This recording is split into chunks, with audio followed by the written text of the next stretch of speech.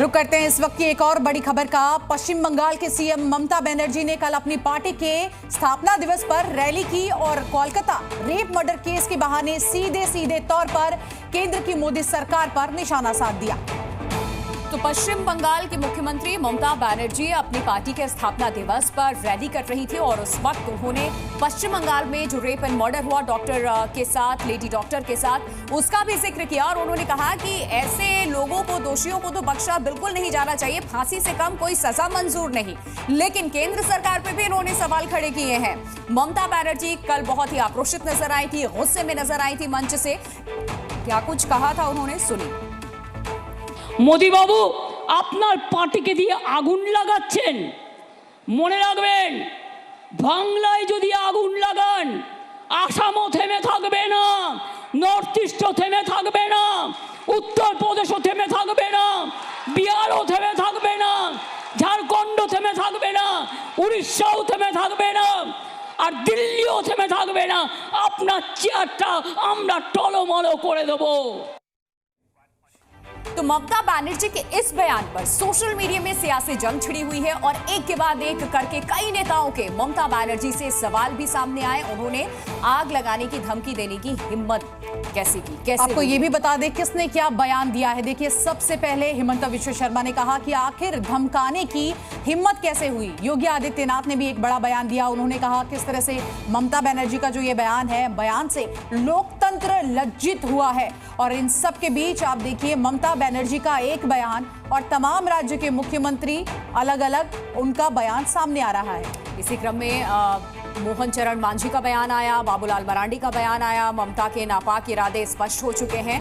ये बयान आए बीजेपी के लीडर्स की तरफ से और ममता के नापाक इरादे पर सवाल खड़े करते ये लीडर्स नजर आए हैं। तो पश्चिम बंगाल में क्या कुछ हुआ, उसके बाद ममता बनर्जी ने जिस तरीके से रैली निकाली, तमाम बड़ी बातें कही। कोलकाता में हुए रेप मर्डर के बाद से ही बीजेपी और टीएमसी आमने सामने हैं। साफ तौर पर राष्ट्रपति की चिंता पर भी अब टीएमसी ने आपत्ति जता दी है और फिर बीजेपी ने ममता बनर्जी पर कई सवाल खड़े कर दिए हैं।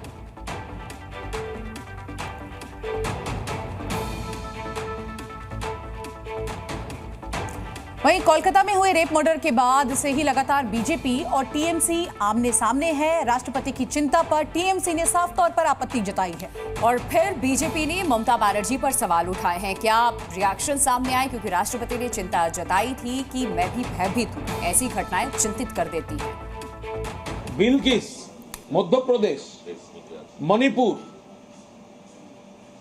साक्षी मालिक, वो पूरा वीमेन रेसलर ग्रुप, एलिगेशन था ब्रिजभूषण के खिलाफ, भाजपा एमपी।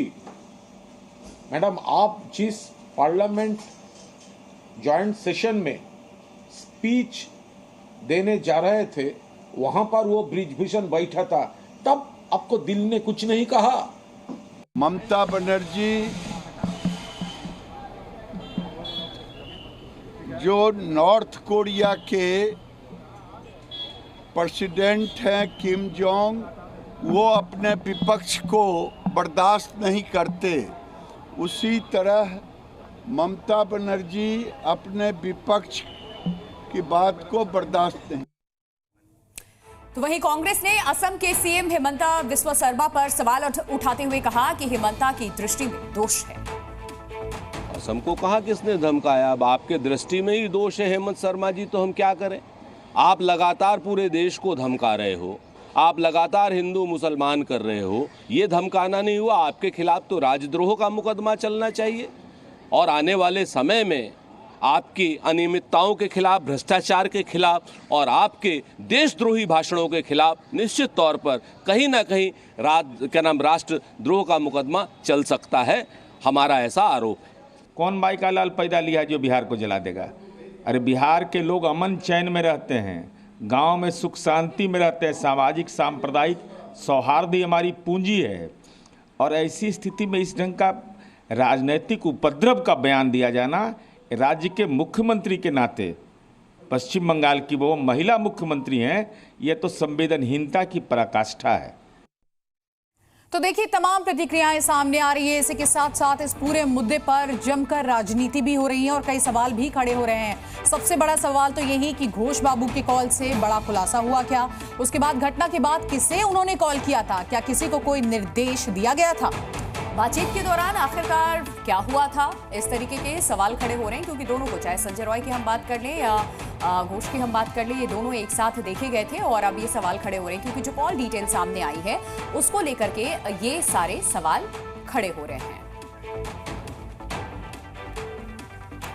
और कुछ डिटेल्स इस केस पे आपको देते हैं। अनूप दत्ता का पॉलीग्राफी से सामना। आपको ये भी बता दें कि संजय ने कोई राज क्या साझा किया? जो सामना हुआ, जो सवाल पूछे गए उसमें ये थे, क्राइम छिपाने के लिए क्या संजय रॉय ने कोई मदद किसी से मांगी थी और संजय की अब तक इतनी मदद की भी क्यों गई थी? बिल्कुल, तो रेप मर्डर केस से कोई संबंध है क्या? इसी के साथ साथ ये तमाम पॉलीग्राफी टेस्ट के बाद देखिए जो सामना किया गया, ये सवाल भी पूछे गए और इन सवालों के जवाब में क्या कुछ कहा गया है ये तो वक्त ही बताएगा। लेकिन इस पूरे मामले पर आप देखिए किस तरह से जमकर राजनीति भी हो रही है और साथ ही साथ तमाम प्रतिक्रियाएं भी सामने आ रही हैं। जी न्यूज़।